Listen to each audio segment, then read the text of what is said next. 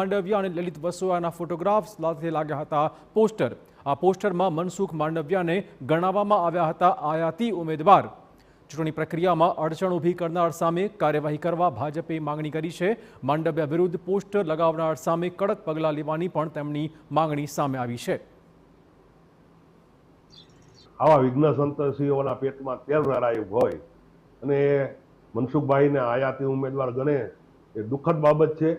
આ વિશે અમોએ ભારતીય જનતા પાર્ટીના જવાબદાર લોકો દ્વારા જે પણ કોઈએ આ બેનર લગાવ્યા છે એમની સામે ચૂંટણી પંચમાં આચારસંહિતાની કલમ નીચે ફરિયાદ કરેલ છે।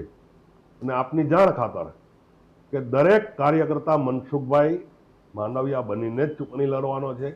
આ જે બેનર લગાવેલા હતા એ અસામાજિક દ્વારા લગાવેલા હતા અને તેના દ્વારા અમોએ કાલ 26 તારીખે પણ ચૂંટણી પંચમાં પણ ફરિયાદ કરેલ છે। અને આવા લોકો જે કાંઈ બેનર મારે છે એની સામે કડક ને કડક સજા કરવી જોઈએ અને તેની સામે કાયદેસરની કાર્યવાહી કરવા માટે અમે ચૂંટણી પંચને પણ ફરિયાદ કરેલ છે। અને તેના અનુસંધાને આજે અમે બધા કાર્યકર્તાને સાથે મળી અને જણાવેલ છે કે આ બધા જે અસામાજિક તત્વો છે જેના દ્વારા જે કાંઈ પણ બેનરો લગાવવામાં છે એની સામે આપણે જે કાંઈ આવા લોકો હોય એની સામે રહી અને આપણે મનસુખભાઈ માંડવિયાને મોટી બહુમતીથી ચૂંટી કાઢવાના છે। તો આ મુદ્દે વધુ વાત કરવા જોડાશે અમારા સંવાદદાતા રોનક। રોનક, શું છે વધુ અપડેટ? ચિરાગ, ગઈકાલે સવારથી જે આ ઘટના બની હતી તેને ભારે ચર્ચા જગાવી હતી।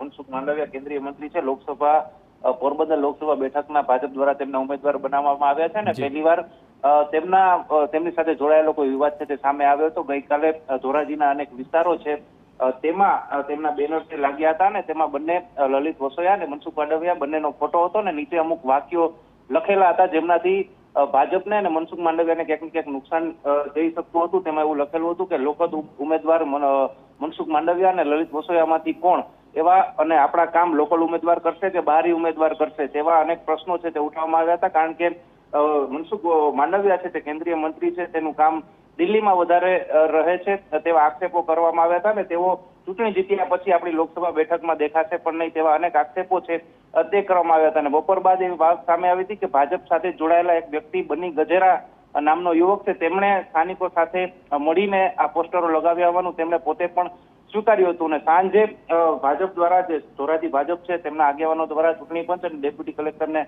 ફરિયાદ કરવામાં આવી છે કે કેટલાક અસામાજિક તત્વો અને વિપક્ષ સાથે મળીને આ પ્રકારના જે ઉમેદવાર છે ભાજપના તેમની છબી ખરડાય તે માટે આ પ્રકારનું કૃત્ય છે તે કરવામાં આવ્યું છે અને તેમની સામે આચારસંહિતા ભંગની ફરિયાદ દાખલ કરીને તેમની સામે કાર્યવાહી કરવાની માંગ છે તે કરવામાં આવી છે। પરંતુ આવનારા દિવસોમાં હવે જોવાનું રહેશે કે આ જે મનસુખ માંડવિયા છે અને તેમની સામે જે નારાજગી છે તે માત્ર આ એક બે યુવકો પૂરતી જ રહેશે કે પછી આગળ વધારે ભાજપના જે સ્થાનિક કાર્યકરો છે તેમાં પ્રસરે છે। ધન્યવાદ રોનક તમામ જાણકારી બદલ। તો ચૂંટણી પંચમાં ફરિયાદ અને હવે કાર્યવાહી શરૂ।